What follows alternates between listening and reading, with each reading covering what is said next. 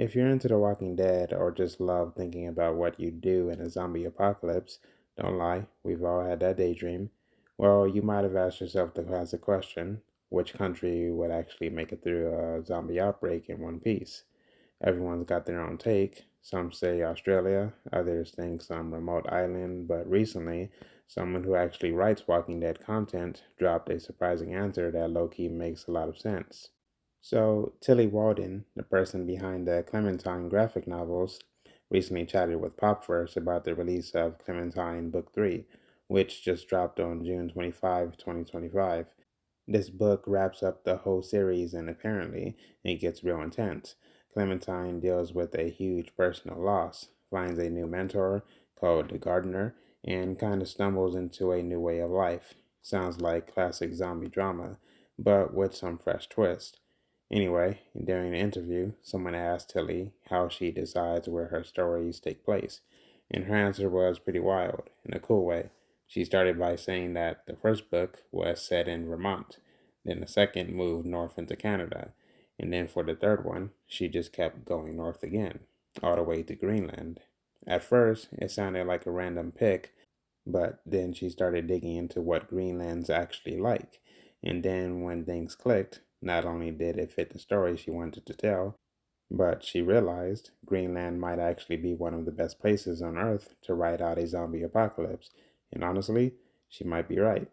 She straight up said, I actually think that Greenland would do very well in a zombie apocalypse, and explained that the people who live there have been toughing it out in extreme conditions forever, survivors through and through. And when you think about it, that's exactly the kind of population you'd want in a world full of brain hungry corpses. But wait, there's more. Beyond just having hardcore, resilient people, Greenland also checks off a bunch of boxes when it comes to survival. First off, low population. Like, barely anyone lives there compared to other countries, which means way fewer zombies to worry about. No giant hordes swarming through the streets like in the US or Europe. Then there's the geography. Greenland is super isolated, no easy way for infected folks to get there, and if the infection is spreading person to person, that isolation buys you time. A lot of it. It's the kind of place you can actually breathe for a minute and figure out your next move without having to bash in a walker's skull every 5 minutes. Oh, and the code. This part's genius. Zombies, as we've seen in most shows and movies, don't exactly do well in extreme weather. Greenland's freezing temperatures? Perfect. Zombies could literally freeze solid in the winter, making them way less of a threat. Imagine just pushing over frozen walkers like ice sculptures. Not a bad deal.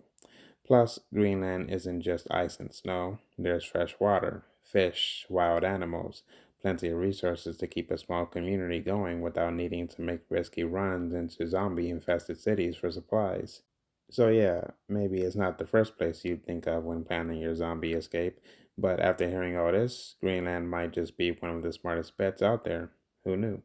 Now, the real question is, if the apocalypse hit tomorrow, would you pack your bags and make that trek to Greenland?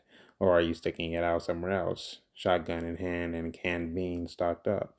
And let's be real, when most people think of Greenland, they're probably just picturing a giant block of ice with like 5 people and a couple of polar bears. But it's actually got towns, functioning communities, and ways of living that have been sustainable for centuries. The people there know how to survive in some of the harshest conditions on Earth, with or without zombies. You can't really say that about folks in big cities who panic buy toilet paper if a snowstorm's coming. Greenlanders, built different. Plus, the whole low population thing can't be stressed enough. In places like New York or London, the outbreak would spread in hours. One person gets bit and bam, 10 million infected by the weekend. Greenland doesn't have that problem. There's just not enough people packed tightly together for the virus to go nuts. You might get one or two walkers wandering around, but no huge swarms or endless city blocks full of undead. You would actually have a shot at clearing an area and keeping it safe long term. And while zombies aren't exactly real, most versions of them in pop culture tend to follow the same basic rules. They rot, and they're not great with code. So in Greenland, they'd struggle big time. Imagine trying to move through a snowstorm with half your foot missing and no blood circulation. Not happening. Meanwhile, the living could bundle up, make insulated shelters, and even take shifts guarding the area without having to deal with hyper aggressive undead in the freezing dark. Also, Greenland's landscape is naturally defensive. You've got ice covered mountains, fjords, and lots of open land with clear visibility. No trees or skyscrapers for zombies to pop out from behind. If something's coming your way, you're going to see it coming from a mile off, literally. That kind of visibility gives survivors a major advantage. It's not like navigating tight alleyways where anything could be lurking around the corner. Another underrated thing, the mindset of the people already living there. They're not dependent on huge systems like Amazon deliveries, Uber Eats, or constant electricity to function. In a post apocalyptic world, that kind of independence is gold. If things go bad, Greenlanders aren't going to freak out because they can't get Wi Fi or their favorite snacks. They know how to hunt, how to fish, how to cook without an electric stove. They've been living close to the land long before it was trendy. Now, yeah, the cold might suck for outsiders, especially if you're used to the palm trees and 70-degree weather year round. But here's the deal, you can adapt, layer up, learn the local ways, and before you know it, you'll be thanking the cold for keeping the zombies frozen instead of cursing it. It might not be the easiest lifestyle, but when the alternative is living in fear every second in a zombie infested urban nightmare, Greenland starts looking like a paradise. So, if you're building your dream apocalypse survival plan, you might want to rethink the usual let's head to the woods or find a boat and sail away ideas. Greenland's got the right mix of low population, harsh but protective climate, isolation, and tough locals to make it a legit top tier survival zone. Honestly, it's kind of genius. Props to Tilly Walden for not just picking it for story flavor, but actually making people think twice about what survival really looks like when the world falls apart.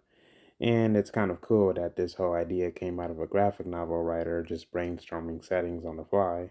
Tilly Walden admitted she didn't plan everything way in advance. She just started in Vermont, went up to Canada, and then figured, hey, let's keep going north. It wasn't some master strategy at first, but once she landed on Greenland and did the research, everything just clicked.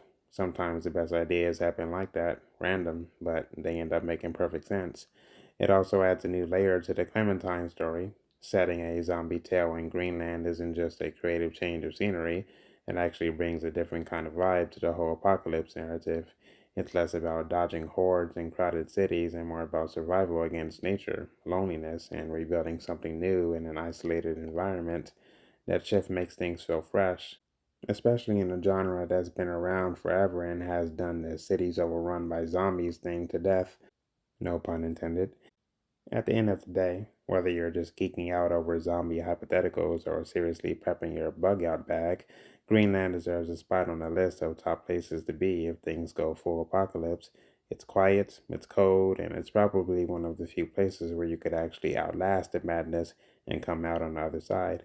So, yeah, next time someone brings up their zombie survival plan, just hit them with, I'm heading to Greenland, and watch them pause. You might just be onto something.